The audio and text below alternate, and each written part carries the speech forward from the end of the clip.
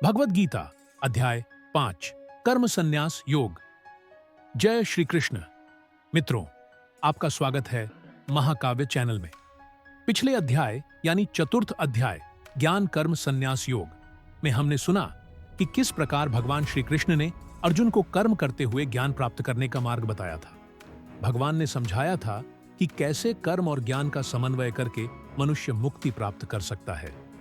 अब हम 5वें अध्याय में संन्यास योग भगवान श्री कृष्ण अर्जुन को यह स्पष्ट करते हैं कि केवल कर्म छोड़ देने मात्र से मुक्ति नहीं मिलती, बल्कि कर्म में निष्काम भाव होना आवश्यक है।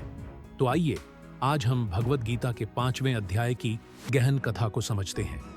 अर्जुन फिर से एक संशय लेकर भगवान श्री कृष्ण से पूछते हैं, हे केशव, आप कभी कर्म त्याग संन्यास की और कभी कर्म करने कर्मयोग की प्रशंसा करते हैं। कृपया निश्चित रूप से बताइए कि इनमें से कौन सा मार्ग मेरे लिए अधिक हितकारी है।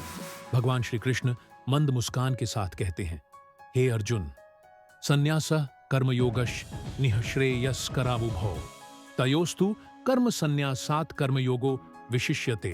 अर्थात संन्यास और कर्मयोग दोनों ही मोक्षदायक हैं, परंतु कर्मयोग संन्यास से श्रेष्ठ है। क्यों? क्योंकि कर्मयोग में मनुष्य कर्तव्य कर्म करते हुए भी भीतर से निष्काम और अनासक्त रहता है, जबकि संन्यास कठिन है और यदि उसमें भी आसक्ति रह जाए तो पतन का खतरा हो जाता है। कर्मयोगी बाहरी रूप से सब कर्म करता है, घर परिवार भी संभालता है, व्यापार भी करता है, लेकिन भीतर से वह परमात्मा में स्थित रहता है। उसके लिए न कुछ पाने की लालसा है, न कुछ खोने का भय। जैसे कमल के फूल की तरह जल में रहते हुए भी जल में लिप्त न होना, यही कर्मयोग है। भगवान कहते हैं, जो व्यक्ति कर्मों का त्याग करता है, इच्छा नहीं करता, वही सच्चा सन्यासी है, न कि वह जो केवल वस्त्र बदल ले या कोई औपचारिक सन्यास धारण कर ले। भगवान श्री कृष्ण फिर एक अद्भुत बात कहते हैं, सच्चा ज्ञानी तो समदर्शी होता है, उसे सब में एक ही आत्मा का दर्शन होता है। विद्या विनय संपन्ने ब्राह्मणे गवि हस्तिनी शूनि चैव श्वपाके च पंडिताः समदर्शिनः। अर्थात विद्या और विनय से युक्त ब्राह्मण, गाय, हाथी, कुत्ता और चांडाल सभी में पंडितजन संभाव से देखते हैं। उनकी दृष्टि में कोई ऊंच नीच छोटा बड़ा नहीं रह जाता, सब में वह परमात्मा की झलक देखते हैं। भगवान बताते हैं, जो आत्मज्ञानी है वह संसार के सुख दुहक मान अपमान में संभाव रखता है। वह भीतर से सदा संतुष्ट रहता है और भौतिक विषयों से निर्लिप्त होकर स्थित प्रज्ञ बन जाता है। कर्मयोगी जब इंद्रिय संयम, मन का दमन और विवेक पूर्वक कार्य करता है, तब उसे ब्रह्म निर्वाण की प्राप्ति होती है, यानी जन्म मरण के चक्र से मुक्ति।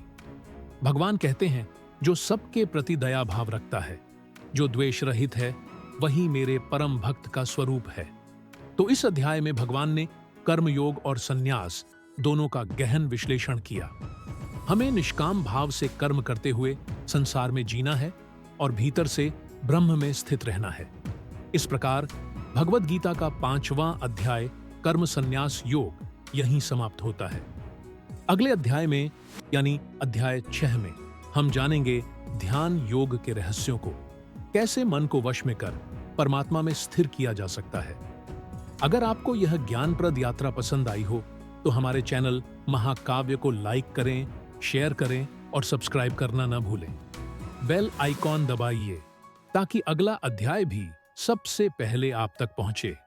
और कमेंट जय श्री कृष्ण लिखें। जय श्री कृष्ण।